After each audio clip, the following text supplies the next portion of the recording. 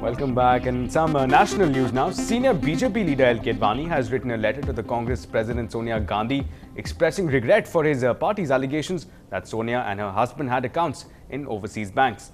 Now, BJP task force on black money had mentioned Sonia and Rajiv Gandhi's names, alleging that they had accounts in foreign banks. Later, Sonia wrote back to Advani denying existence of any such accounts. Advani in response said that if she had denied it earlier, the BJP wouldn't have raised such an issue in the first place.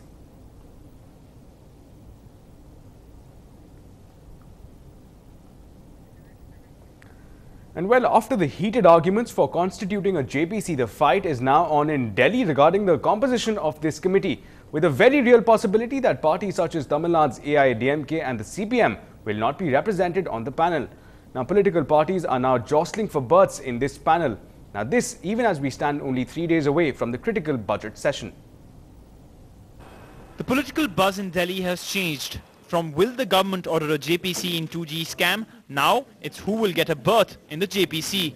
The scramble is getting intense as during preliminary talks, the government and the BJP are discussing a 21-member committee, 14 from the Lok Sabha and 7 from the Rajya Sabha. But parties like the CPM and AIADMK are alarmed. With less than 20 members, they may not get a berth if the committee is small. So they are out mounting pressure. Since the inception of these committees, 30-member committee plus a chairman, that makes it 31. So that is the norm that has been followed in the earlier JPCs, and I think that should be the norm that should be followed here. Though there are no separate rules, a berth in JPC is conventionally decided on the basis of proportional representation. The ruling majority gets more, smaller parties get left out. Since the JPC will probe telecom policy since 2001, a period during which the Congress and the BJP were in power, the left and others are opposed to the two dominating the committee. So when Pranab Mukherjee starts discussions over the terms and composition of the JPC, smaller parties will demand that JPC should have minimum 30 members, nominated, not elected.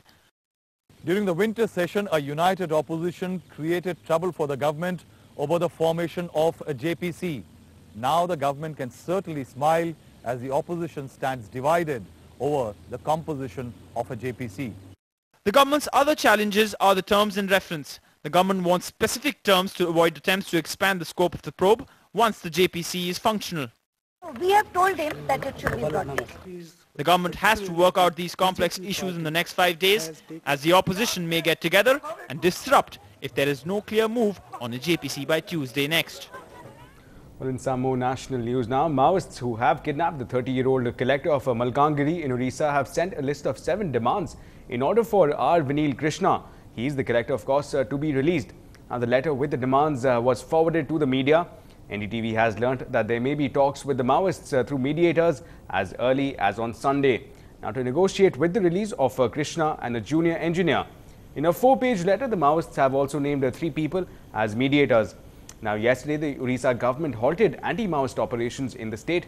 However, the main road connecting Malkangiri with the state has been blocked after a large number of trees were felled. Now, Krishna, an IIT Madras graduate in charge of one of Orissa's most remote districts, was a strong Maoist presence, had worked tirelessly to improve the conditions of the tribals there. Hundreds were out in the districts today asking for his release. Well, one of the mediators that the Maoists have asked for is Professor Haragopal from the Central University of Hyderabad.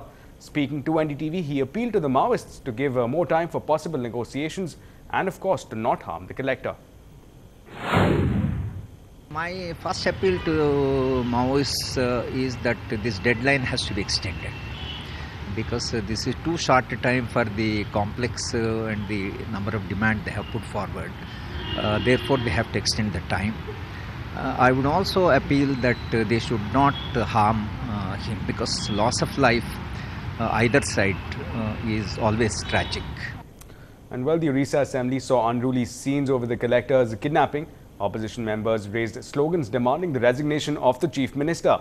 They protested with banners and shouted slogans saying that the government should protect its officers.